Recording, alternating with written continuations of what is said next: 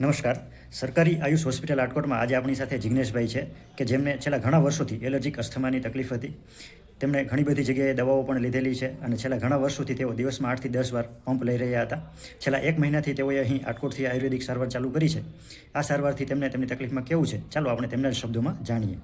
મારું નામ રાવલ જિગ્નેશ અનિતભાઈ વિછિયાથી હું આવું છું. મને છેલ્લા 10-12 વર્ષથી શ્વાસની તકલીફ હતી.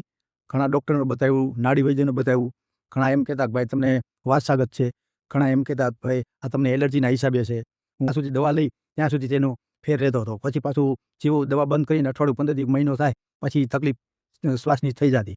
હું રાત્રે સૂતા હોય તો આમ વિસલ વાગે એવો શ્વાસમાં અવાજ આવે, એના હિસાબે આપણે રાત્રે ઊંઘ પણ પૂરી લઈ નહોતા શકતા.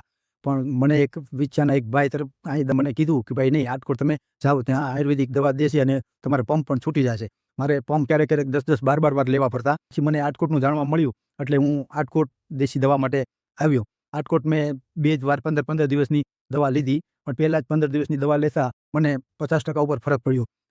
આજ મારે લગભગ 1 મહિના જેવો ટાઈમ પૂરો થઈ ગયો છે. સાહેબે કીધું એ પ્રમાણે હું ચરી પાડું છું, ઠંડુ બીજું ત્રીજું જે કાંઈ ખાવાની ના પાડી છે, હું કોઈ પણ વસ્તુ ખાતો નથી. અને 1 મહિનાથી દવા લીધી. મેં છેલ્લા 15 દિવસથી એકેય એલોપેથી દવા નથી લીધી, એકેય વાર સ્પ્રે નથી માર્યો અને રોજ હું સવારમાં 4 કિલોમીટર સુધી વોકિંગ કરીને આવું તો પણ કોઈ પણ જાતની તકલીફ નથી.